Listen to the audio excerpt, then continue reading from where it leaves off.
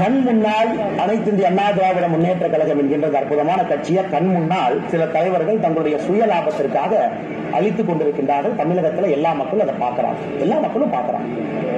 தங்களுடைய சுய லாபத்திற்காக, அதிகார வெறிக்காக இருக்கக்கூடிய 2 பேர்த்த பத்திரிகையில பேச வச்சு எப்படியாச்சும் அதிமுக கட்சியை காப்பாற்றிடலான்னு பொதுச் செயலாளர் எடப்பாடி பழனிசாமி அவர்கள் கனவு கண்டு கொண்டிருக்கின்றார்கள்.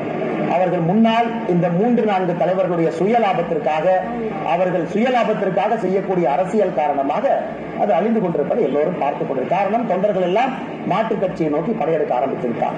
குறிப்பாக பாரதிய ஜனதா கட்சியை நோக்கி பெருமளவில் வர ஆரம்பிச்சு. அதனுடைய தாக்கம் 2024 பாராளுமன்ற தேர்தலில் பாரதிய ஜனதா கட்சியினுடைய வாக்கு சதவீதத்தை நாம் எல்லாம் பார்த்துக் கொண்டிருக்கின்றோம். இது முதல் விஷயம். இரண்டாவது, நம்பிக்கை துரோகி அப்படிங்கிற பேர் ஒருத்தருக்கு பொருந்தும் அப்படின்னா அது எடப்பாடி பழனிசாமி அவர்கள். நம்பிக்கை துரோகி, அதாவது பிரதமர் அவர்கள் கூட்டிட்டு போய் டெல்லியில பக்கத்திலே உட்கார வைப்பார். ஆனா இங்கே சுயலாபத்திற்காக இதெல்லாம் பாருங்க, சுயலாபத்திற்காக இதை விட அக்கறை பச்சை, இந்த கரையை விட அந்த கரைக்கு போயிடலாம் அப்படிங்கறக்காக பாரதிய ஜனதா கட்சி வேண்டாம் என்று சொல்லி ஒதுங்கியவர் யார்? எடப்பாடி பழனிசாமி அவர்கள். அதற்கு மக்கள் என்ன பாடம் போட்டுறாங்க? பல இடத்துல டெபாசிட் இலக்கு வச்சாங்க. தமிழகத்தினுடைய அரசியல் வரலாற்றில் இவ்வளவு பெரிய ஒரு கட்சி, ஒரு நம்பர் 2 கட்சி, நம்பர் 1 கட்சியாக ஆளும் கட்சி எத்தனை இடத்துல டெபாசிட் இழந்திருப்பதற்கு ஒரு கின்னஸ் ரெக்கார்டாக இன்னைக்கு அதிமுக அத்தனை இடத்துல டெபாசிட்டை இழந்திருக்கு. காரணம், அதிமுக கட்சி நன்றாக இருந்தாலும் கூட தலைவர்கள் சரியில்லை என்ற காரணத்திற்கு மக்கள் இன்னைக்கு பனிஷ்மெண்ட் கொடுத்திருக்கிறாங்க. 2024 பாராளுமன்ற தேர்தல். எடப்பாடி பழனிசாமி அவர்கள் பாராளுமன்ற தேர்தலுக்கு 134 தேர்தல் வாக்குறுதி கொடுத்திருக்காரு. எப்ப நிறைவேற்ற போறாரு? இன்னைக்கு எதிர்க்கட்சி தலைவரா இருக்காரு.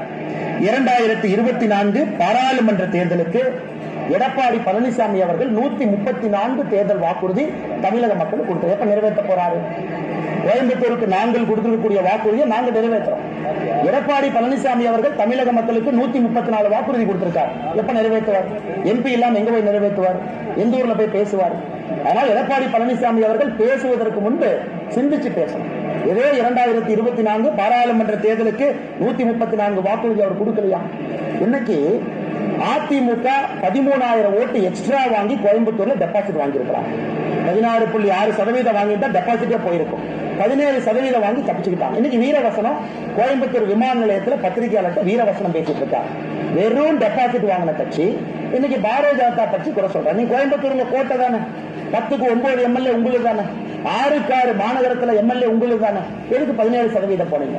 உங்களை விட 2 மடங்கு 34% மேல பாரதிய ஜனதா கட்சி அங்க ஓட்டு வாங்கிருக்கு. இவர் டெபாசிட் ஜஸ்ட் வாங்கினது பெருசு இல்லையாமா? 17% ஓட்டு வாங்கினது பெருசு இல்லையாமா? 6 எம்எல்ஏக்கள் வச்சுக்கிட்டு 3 சட்டமன்ற தொகுதி கோயம்புத்தூர்ல டெபாசிட் இழந்திருக்காங்க. சிங்காநல்லூர் டெபாசிட் போச்சு. அவருடைய வேட்பாளர் இருக்கக்கூடிய சொந்த தொகுதி டெபாசிட் போச்சு. 6ல 3ல டெபாசிட் காலி. இன்னைக்கு எடப்பாடி பழனிசாமி அவர்கள் எனக்கு அறிவுரை சொல்றார். இந்த கட்சி எப்படி வழிநடத்த வேண்டுமா, நான் எப்படி மாநில தலைவரா இருக்கணுமா, பாரதிய ஜனதா கட்சி நான் எப்படி வளர்த்தணுமா? அதனால அவங்க கட்சி கண் முன்னாடி கரைஞ்சுக்கிட்டு இருக்கு கரையானை போல. அவரு கட்சி கோயம்புத்தூர்ல டெபாசிட் ஜஸ்ட் வாங்கியிருக்கிறாங்க. 3 சட்டமன்ற தொகுதி கோயம்புத்தூர்ல டெபாசிட் போயிருக்கு. தமிழகத்துல இத்தனை இடத்துல 3வது 4வது வந்திருக்கிறாங்க, டெபாசிட் இழந்திருக்கிறாங்க. அதனால எடப்பாடி பழனிசாமி அவர்கள் கண்ணாடி எடுத்து ஒரு முகத்தை நல்லா பார்த்துக்கணும். நல்லா பார்த்துக்கிட்டா கண்ணாடி எடப்பாடி பழனிசாமி அவர்களுக்கு அறிவுரை சொல்லும். அதிமுகவுடைய பொதுச் செயலராக எப்படி இருக்க வேண்டும் என்று கண்ணாடி எடப்பாடி பழனிசாமி அவர்களுக்கு அறிவுரை சொல்லும். எடப்பாடி பழனிசாமி அவர்கள் தயவு செஞ்சு எனக்கு அறிவுரை சொல்ல வேண்டாம். இன்னொன்று நன்றாக புரிந்து கொள்ள வேண்டும். இன்னொன்று, எடப்பாடி பழனிசாமி அவருடைய சரித்திரம் எல்லாத்துக்கும் தெரியும். பாரதிய ஜனதா கட்சியை பற்றி அவர் தவறாக பேசியதற்கு நான் பதிலடி கொடுத்தாக வேண்டும். இந்த கட்சியினுடைய மாநில தலைவர் என்கின்ற முறையில் எங்கள் கட்சி அகில இந்திய அளவில் 3வது முறையாக ஆட்சிக்கு வந்திருக்கும். 3வது முறையாக தொடர்ந்து ஆட்சிக்கு வந்திருக்கும். இவங்க என்ன பண்ணிருக்காங்க? எத்தனை தோல்வி? 2019 தோல்வி, 2021 தோல்வி. ஈரோட்டை சொந்த கோட்டை சொந்த ஊருன்னு சொல்லி நின்னாரு. ஈரோட்டில் நான் தான் நிக்கணும். ஏன் ஓபிஎஸ் நிக்க வேண்டாம்னு சொன்னாரு? என்ன சொன்னாரு?